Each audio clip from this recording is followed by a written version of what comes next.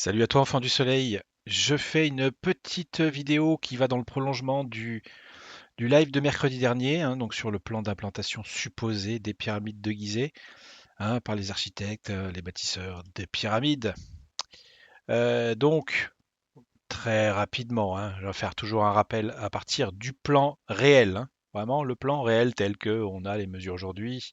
On a cette ligne qui est significative, qui relie, on va dire, l'entrée de Khéops à l'entrée de Mykérinos et qui passe très proche du centre de Képhren, hein. Là, on a la zone d'incertitude de la mesure, donc on passe à très très proche, je le rappelle, on a une mesure de 1,24 mètres.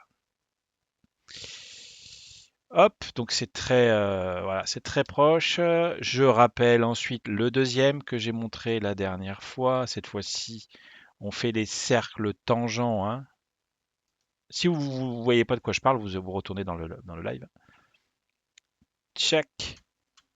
Voilà, donc on a ces deux segments qui relient les trois centres des cercles, en gros, qui englobent les pyramides, qui nous donne un ratio, je le rappelle, de 7 cinquièmes, sachant que cette ligne-là nous donnait un ratio de 7 cinquièmes par les trois points des trois pyramides et aussi par la pente de cette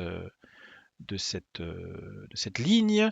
On avait vu que le deuxième élément, à savoir ces deux segments qui relient les centres des cercles, s'inscrivaient dans un carré à 1 mètre près sur 573. Voilà. Ici, 573,4 mètres. Dans l'autre sens, on a 572. Donc, c'est un carré quasi parfait. Je tiens donc à faire une petite précision. Oui, je redis, ce dont je vais parler là dans cette vidéo qui sera assez courte, c'est dans l'ordre d'importance, en tout cas à mes yeux. Voilà. Je pars d'un petit détail qui m'a été signalé, que je rajoute, qui rajoute un petit peu au côté intrigant de ce plan qui semble cohérent et donc qui laisse à supposer qu'il y a eu peut-être une intentionnalité, sans doute même peut-être, de positionner les pyramides les unes par rapport aux autres de manière géométrique, on va dire. Ça, c'est l'élément le plus important. Après, je vais revenir sur RedGDF. J'ai parlé très vite de RedGDF, de son plan, des trucs qu'on voyait sur Google Earth. Là, on va aller sur le plan et montrer la même chose, mais de manière peut-être plus parlante et plus sérieuse, on va dire. Et ensuite, je partirai sur les commentaires parce que j'ai plus de facilité à répondre comme ça, là, spontanément, à vos commentaires que de passer deux à trois fois plus de temps à répondre aux commentaires par écrit. Voilà. Je pourrais le faire quand même dans un second temps. J'essaie de le faire le plus souvent possible, mais là en ce moment, voilà, j'ai beaucoup de sollicitations, donc j'ai pas le temps. Donc j'essaie de répondre comme ceci. Et voilà, donc hors d'importance. Et à la fin, je finirai avec peut-être sans doute la dernière fois que je parlerai de David Thomas. Je me concentrerai sur quand même ces commentaires les plus pertinents, on va dire, qui se mélangent avec toujours le même niveau, niveau caniveau, en fait, j'appelle ça. Ouais. Bref, voilà tout ça à la fin. Donc c'est pour ça, ordre d'importance, comme ça, dès que ça vous intéresse plus, ben, vous zappez quoi. Voilà, certains seront plus intéressés par ce qui fait le buzz, ce qui fait le conflit à la fin, les commentaires, les machins, les remarques. Vous faites comme vous voulez. Vous pouvez suivre intégralité de l'émission, il n'y a pas de souci. Donc voilà, l'autre élément qui m'a été souligné en direct par Newton 404 dans le chat mercredi soir et que j'ai vérifié, c'est un truc assez étonnant, supplémentaire, c'est que quand on trace la diagonale, celle-ci, de ce carré, de ce fameux carré, eh bien en fait, on se rend compte qu'on passe par la diagonale. Donc la diagonale qui relie le coin nord-ouest au coin sud-est, on passe, en fait on est complètement collinaire, ce qu'on appelle collinaire. La diagonale du carré là, que je vous ai déjà montré, est collinaire à la diagonale de la pyramide et donc euh, on passe par le centre. Là, je peux dire factuellement que je passe par le centre. Pourquoi? Parce que je passe dans la zone d'incertitude de la mesure de Glendash. Ok? Donc, techniquement, on va regarder l'écart qu'il y a entre le centre théorique et cette ligne. Il y a 32 cm, c'est Podzob clairement, disons-le, ou peau de zèbre, ou peau de chameau. Mais comme on passe dans ce cercle en fait, que ce soit 32 centimètres ou zéro, c'est pareil, c'est comme si c'était zéro. C'est comme si c'était pile ça. Donc c'est quand même un élément assez troublant, supplémentaire, qui font de tout ce que je vous ai montré mercredi dernier et mercredi encore avant, des choses, des éléments très pertinents et qui font appel à des ratios qu'on retrouve pas que sur ce plateau de Gizeh. Donc, euh, donc intéressant. Je passerai le fait que je me suis amusé, puisqu'on a un carré là, ce gros carré qui inclut le carré de la base de Kefren. Je me suis amusé à faire le ratio entre ces 573 et la base de Kéops, et on trouve le ratio 8 tiers. Alors, qui est le ratio ouais. C'est un ratio simple aussi qu'on retrouve d'autres manières. Sur le plateau de Gizeh, notamment, on le retrouve par le ratio entre les pyramides satellites et les pyramides principales. Il y a 8 pyramides satellites, 3 pyramides principales. On retrouve d'une certaine manière le rapport 8 tiers. Ce 8 tiers qu'on retrouve aussi dans le rapport. Non, c'est tout. Enfin, si, on le retrouve entre le rapport. C'est le rapport le plus basique entre le diamètre de la Terre et le diamètre de Mercure. Bon, ça, c'est accessoire. Mais voilà, en tout cas, retenez des rapports 7 cinquièmes, 8 tiers, etc. assez basiques et une géométrie assez basique qui lie ces pyramides. Donc, ce qui en fait, à mes yeux, la pertinence de tout ça. Voilà pour la première partie. La deuxième partie, c'est le plan de RedGDF. Donc le pourquoi je vous avais présenté, je l'ai dit hein, dans le live précédent, pourquoi je vous avais présenté RedGDF, parce que j'avais eu notamment la question d'Aurélien. Alors j'y ai répondu et je vais encore y répondre là. Ce sera plus simple d'avoir la réponse parce que la vidéo sera plus courte. C'est que j'ai dit, on m'avait posé la question pourquoi, s'il y a une cohérence de construction entre ces trois pyramides de Gizeh, du plateau de Gizeh, pourquoi ils n'ont pas aligné les trois centres? Et quelque part, j'ai répondu pourquoi pas. Et j'ai donné cet exemple de RedGDF où on a aussi des exemples qui sont d'alignement qui sont autres qu'un alignement de centre.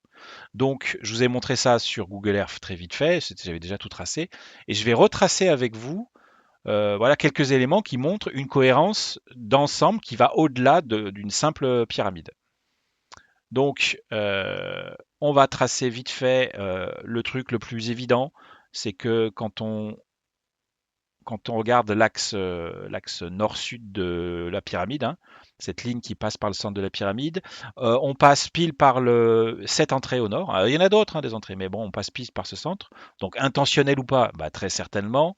Hein, c'est sans doute le cas. Hein, d'ailleurs, c'est pour ça que je vous le montre.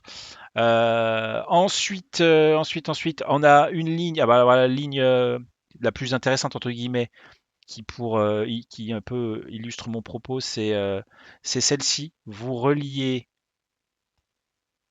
l'entrée du temple ici à l'entrée sud de l'enceinte globale et vous passez par le coin nord-ouest de la petite pyramide satellite. Ok, ça c'est assez marrant. Et si vous voulez impliquer l'autre coin de la pyramide, celui-ci que vous reliez là, vous avez un angle droit. Ok, donc ça, c'est une chose que j'avais montré. Maintenant, je vous les montre sur plan. C'est plus parlant, je trouve. Et alors, je vous l'ai fait très vite. Hein, je les ai déjà sur mon exemple là. En gros, ça met en évidence ici un triangle 4-5. 4, pardon, bon, je veux que je prenne mon stylo maintenant. Donc voilà, 4, 5.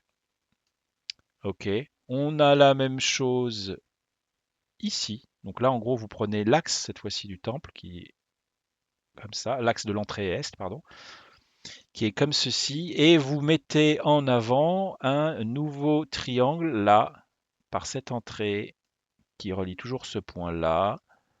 Vous avez là un triangle aussi aux proportions 4 cinquièmes. 4 ici, 5 ici. Bon là pour le coup, là on n'a pas un triangle pythagoricien qui en fait s'appelle un triangle osirien, puisque c'est plus vieux que Pythagore.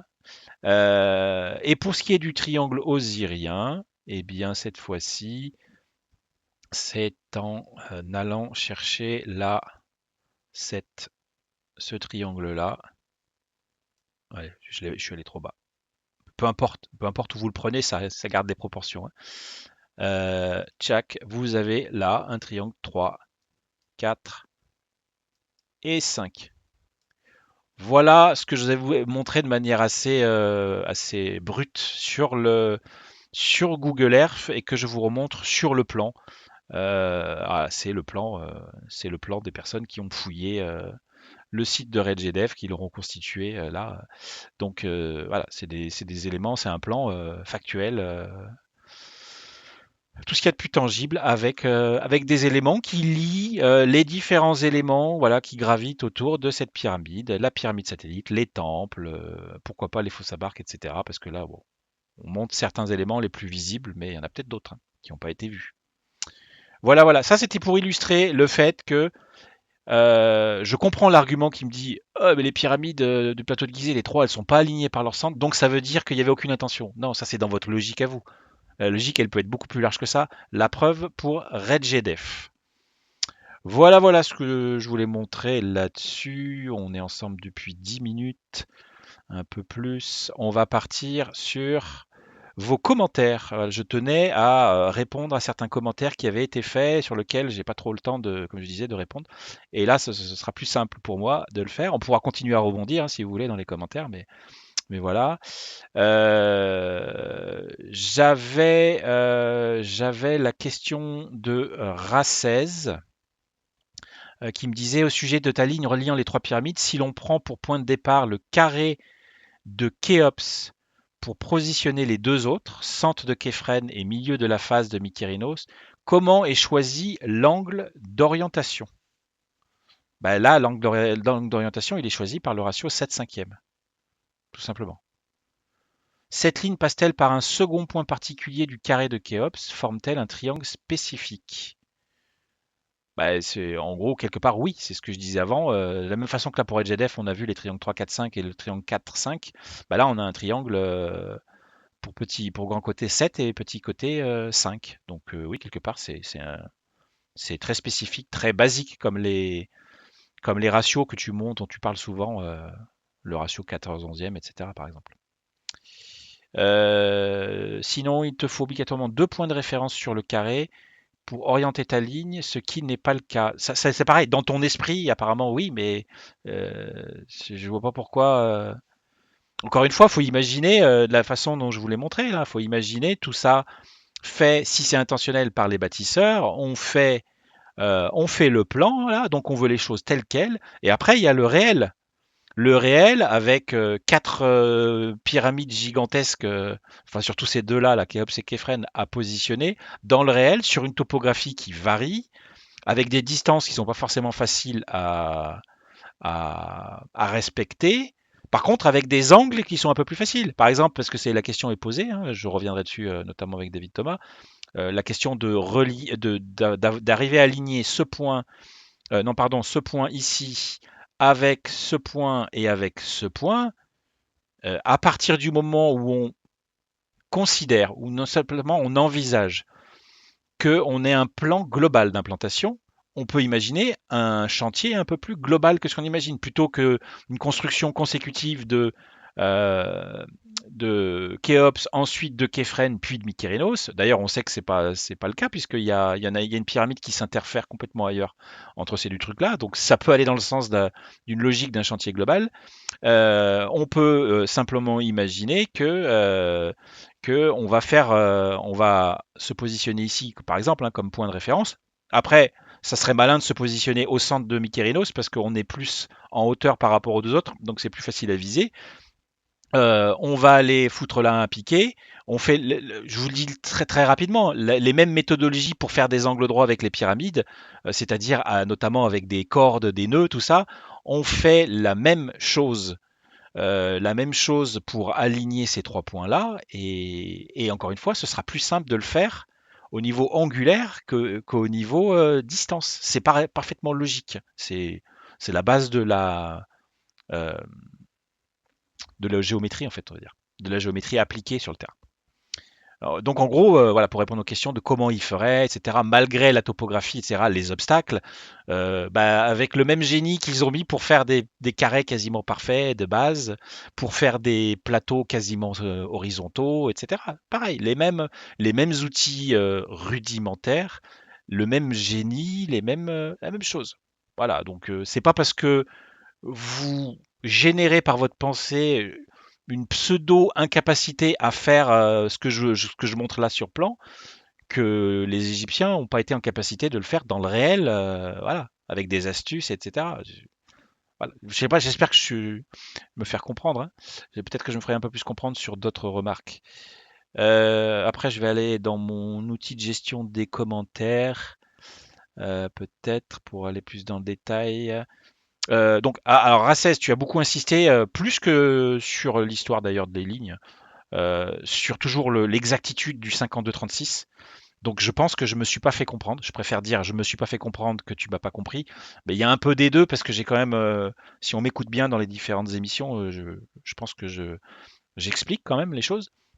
Quand tu dis d'où il serait capable de pondre une coudée exacte à 52-36, mais de l'autre est incapable de faire un cercle doré à pile 618, tu n'as pas entendu tout ce que j'ai dit et si c'est le cas, je l'ai peut-être mal formulé, mais tout est dans ce que j'ai dit.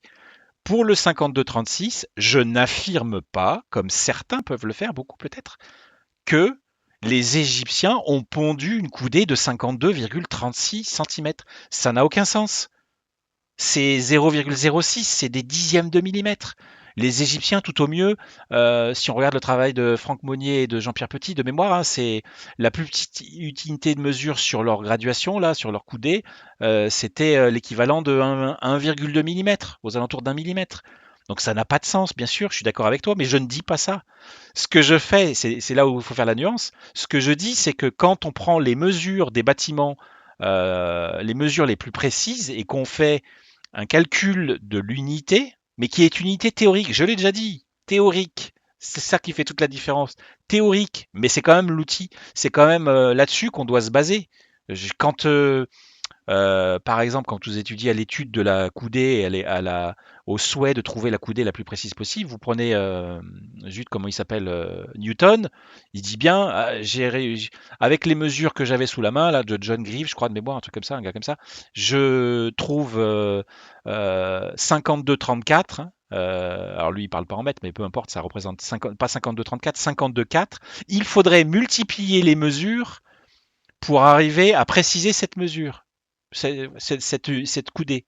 D'accord? Préciser, ça ne veut pas dire que quand on précise l'unité de mesure, on sous-entend que les Égyptiens utilisaient une unité de mesure précise. C'est deux choses bien distinctes. Mais dans la démarche, on peut trouver plus précis, et c'est le cas avec les mesures de Glenn Dash les plus modernes que j'utilise. Et dans ce cadre-là, on tombe sur 52-36. Et après, quand on veut faire comme je le fais, des plans avec des coudées, eh ben, on se sert de ce 52-36. Mais c'est juste qu'on se sert de la mesure la plus logique. Ça ne veut pas dire que les Égyptiens avaient utilisé ce 52-36 là précis. 52-36, 52-4 comme le disaient les égyptologues, ou même 52-5 suggéré par Racès, c'est pareil. C'est pareil, c'est des histoires de millimètres, les différences entre les deux. Pour des bâtiments qui font des centaines de mètres de côté et qui sont implantés à des distances jusqu'à plus d'1 kilomètre. Donc, faut bien comprendre ça. J'espère que là, je me suis à nouveau rendu clair. Pour le 1,618 du cercle doré, je montre bien que c'est étonnant. J'en fais pas une intention des bâtisseurs. Mais quand tu dis que tu démords pas que c'est pas un 618, oui, mais c'est encore une fois, on parle pas de la même chose. C'est si les bâtisseurs voulaient signifier un 618, ok? Si, eh bien, il n'y a pas de manière plus exacte que d'utiliser un carré de 440 coudées de côté. Et peu importe combien aujourd'hui on dit que fait cette coudée. Actuellement, scientifiquement, avec la bonne méthodologie, on peut dire que c'est 52,36, mais que tu prennes 52,4 ou 52,5, tu as la meilleure façon de tomber sur un cercle doré qui fait un 618 km. Voilà. C'est ça que je veux dire. J'espère que j'ai été plus clair. Si c'est pas le cas, là, j'y peux plus rien. Mais après, continuez à poser des questions, je continuerai à répondre. 20 minutes qu'on est là, on va finir par la réponse très fournie de David Thomas. Alors attends, elle est où? Hop, David Thomas, t'es où? Ah, t'es là, David? Non, t'es pas là. Non, je suis pas sur mon dernier live. Hop, on va sur mon dernier live. Check, en direct. Essayez de répondre sur les dernières vidéos que j'ai faites. Surtout qu'on est dans le même sujet que le live d'avant, parce que j'ai encore des réponses sur le live d'il y a 2 semaines. Voilà. Alors, on a David Thomas qui retente de publier un message. J'ai viré un autre message qui parlait de censure, parce que là, il pense que le commentaire a momentanément disparu, et ailleurs, il dit que il pense que non, en fait, sans doute en répondant à un autre gars, c'est bien de la censure. Je confirme, c'est de la censure. Voilà, c'est de la censure qui a eu lieu hier soir, parce que ça m'a gavé. Je vais expliquer pourquoi. Et là, ce sera pas de la censure sur ce deuxième replay, sur ce replay, mais on n'est pas loin. Je ferai sans doute de la modération en ce qui te concerne voilà, pour la suite. Mais je vais me justifier. Voilà. C'est pour ça que j'ai dit, là, on est dans la phase qui va intéresser juste ceux qui sont dans le buzz et compagnie. Mais bon, je le fais quand même. J'espère que ça intéressera pas la majorité des gens qui m'écoutent. Ça vous empêche pas de vous abonner, etc. Ceux qui m'écoutent là actuellement, puisque ça va être un truc que je vais mettre en direct, il y a 30% d'entre vous qui n'êtes pas abonnés. Si vous me suivez régulièrement, même si c'est pour être des détracteurs, soyez honnête, mettez-moi un petit abonnement, s'il vous plaît. Et puis les autres aussi, si vous n'êtes pas abonné, abonnez-vous. Donc voilà, on a ceci. Donc oui, je confirme. Hein, voilà, sur le moment hier, je t'ai censuré. J'ai relaissé passer ce message, mais tu me saoules, clairement. Disons les choses clairement, tu me saoules. Au lieu de me bâcher en live sur mes pseudo-planétariums, tu aurais au moins pu avoir la délicatesse de me faire un petit retour sur celui que je t'ai envoyé et qui a été mis à ton échelle avec ton centre. Non? Eh bien non. Non, David Thomas.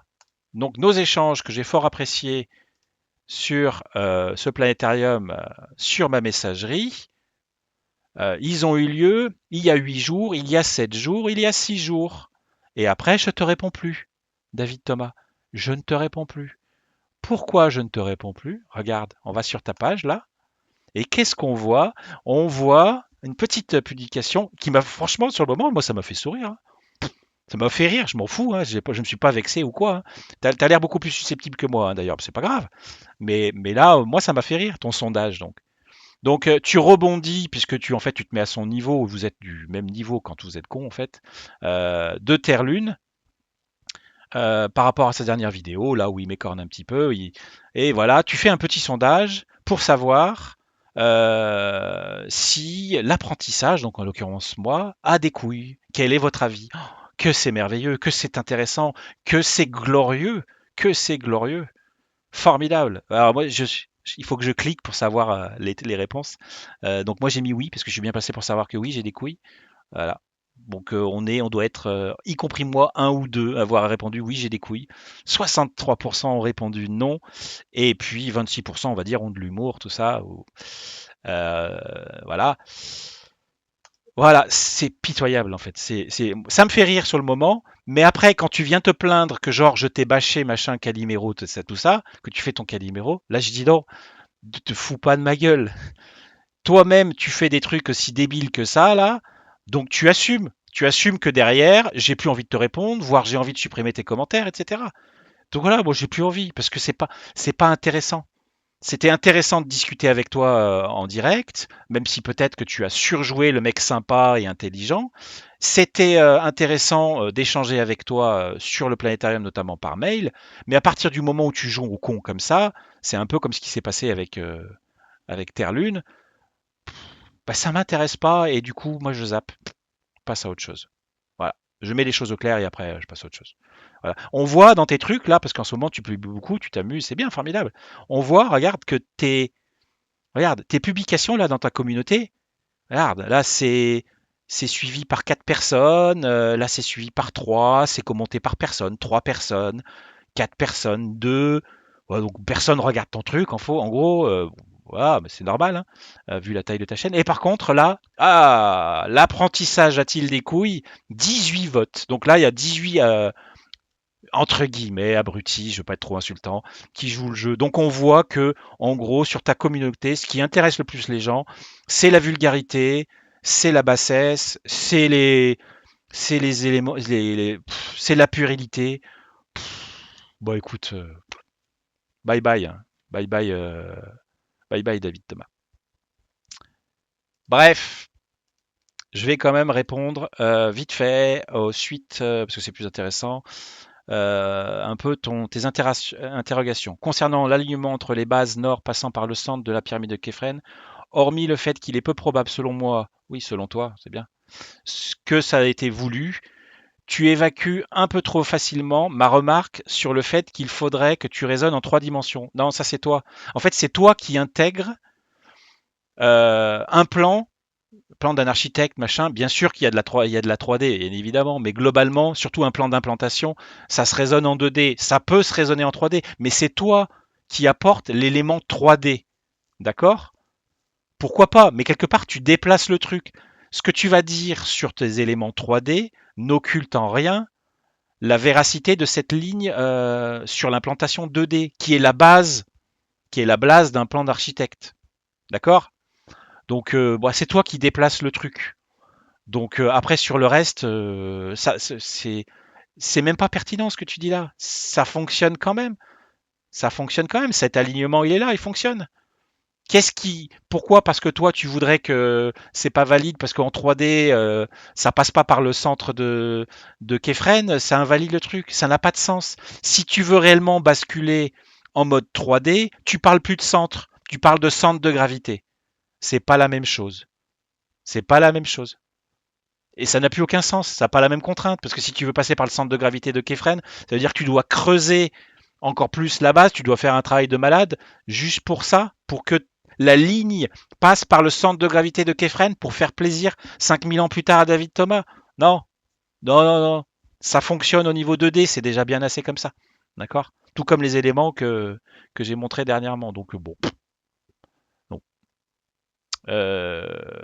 Après, tu noies le poisson, à mon sens, hein, mais bon, tu noies le poisson sur le reste. C'est dommage de se palucher des courbes de niveau, d'y placer les pyramides, de ne pas montrer pendant ton direct que ce tête diagonale ne traverse pas la pyramide. Donc tu n'as pas dû suivre. Parce que dans mon direct, on voit que j'ai essayé de la tracer, cette ligne. Mais je précise bien, et c'est pour ça que je ne la montre pas, que mon 3D il est plus pertinent sur l'aspect topographique que sur l'implantation des pyramides. Parce qu'en fait, dans mon 3D, avec les topographies et les pyramides qui sont issues de l'étude topographique scientifique, eh ben en fait, cet alignement n'est pas correct. Donc, donc c'est pour ça que je le montre pas. Voilà. C'est pertinent, ce plan est pertinent au niveau topographique, pas au niveau de l'implantation des pyramides. Donc n'essaye pas de me trouver des intentions où genre je cacherais des éléments, parce qu'en plus, non, j'en parle dans l'émission, je le dis vite fait, et on le voit vite fait que je l'ai fait cette ligne. D'accord? Donc soit tu écoutes correctement ce que je dis, soit tu es honnête, soit les deux, je sais pas, mais voilà. Euh, Mais peut-être aurait-il été gênant de montrer que cette ligne doit passer au travers de la butte de roche. Donc ça, c'était délire à toi, c'est contrainte à toi. C'est du même niveau, je vais le dire, c'est du même niveau que la caméra endoscopique d'Éric Le Saint. Je veux dire, c'est ah bah parce que la ligne elle passe pas par le centre de gravité, chose que tu ne dis pas non plus d'ailleurs. C'est non, non, c'est du même niveau que la caméra endoscopique. C'est très petit comme argumentaire. Alors note, quand je fais du reverse engineering, donc je j'ai pas compris, je croyais que tu travaillais, que tu t'étais éloigné de l'aspect dessin technique et architectural pour partir dans l'artistique, le web design, etc. Et là, au final, tu es en train de me dire que toi aussi tu fais de reverse engineering, donc toi aussi tu ferais le type de métier que je fais. C'est bizarre, c'est pas ce que tu m'as dit quand tu es monté l'autre fois. Donc, ok. Si j'ai un trou, donc là c'est du noyage de poisson, tu te fais passer peut-être pour un technicien que tu n'es pas, j'en sais rien. Si j'ai un trou de 6,5 mm, un autre de 6,03 et un dernier de 6,015, et qu'il faut mettre une vis de M6, il y a plus de chances qu'il ait été dessiné 6 mm qu'à 6,31, mais passons. Donc je là en fait, donc tu veux aller plus loin que l'analogie que j'ai faite. Hein. Je cherchais pas à aller trop loin dans l'analogie que j'ai faite avec le rétro-engineering. Je cherchais juste à m'appuyer sur mon propre expérience. Là, je suis pas certain que tu t'appuies sur ta propre expérience. Tu me parles de trous de 6, 5, 6 machin, et après tu me parles de M6. D'accord. Un M6, c'est pas un trou, c'est un taraudage. D'accord. Ça, c'est pas pareil. Donc si tu mesures du 6,0, un trou de 6,5, 6,03, techniquement, les bons termes qu'il faut utiliser, on peut dire parler de trou ou de perçage, c'est un trou lisse. D'accord. Ça n'a rien à voir avec un M6. Donc je suis d'accord que si tu mesures un M6 et que tu mesures 6, comme tu dis, les 6,05, 6,03, eh ben, tu vas en déduire facilement que c'est un M6. Mais là, en l'occurrence, dans ton exemple, ça va pas du tout. Je sais pas si j'ai été clair, peut-être pas.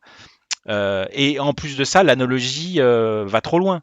Faire une analogie avec en parlant de taraudage, euh, c'est quoi le rapport avec la pyramide? La pyramide, on a juste la mesure des bases, c'est très basique. Hein. Ça va, c'est pas aussi complexe que ton soi-disant contre-exemple le faire dire. Mais ça, encore une fois, bien, j'aime bien parce que tu me balances ce truc-là qui est censé être un argument et tu dis mais passons. Comme ça, les gens qui vont lire ça, ils vont effectivement passer, mais ils vont quand même retenir que genre tu as l'air de t'y connaître et que tu invalides ma logique. Non, non, c'est ta logique qui tient pas la route.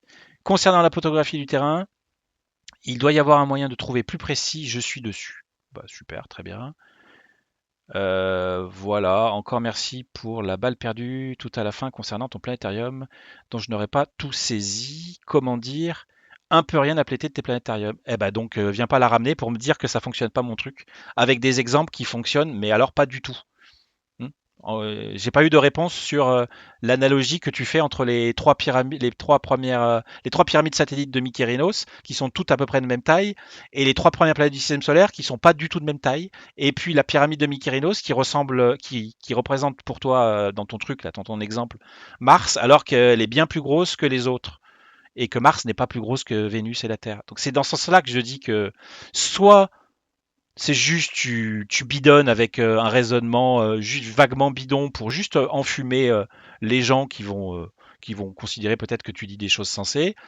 Soit, je le répète, c'est que tu connais pas assez moi les éléments que je présente sur mon planétarium qui vont bien au-delà de ce que tu essayes de démontrer rapidement quoi.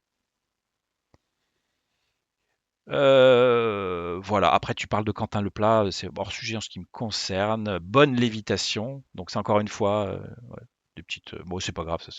Moi, ces aspects-là, ça me dérange pas. Voilà. Encore une fois, voilà, les aspects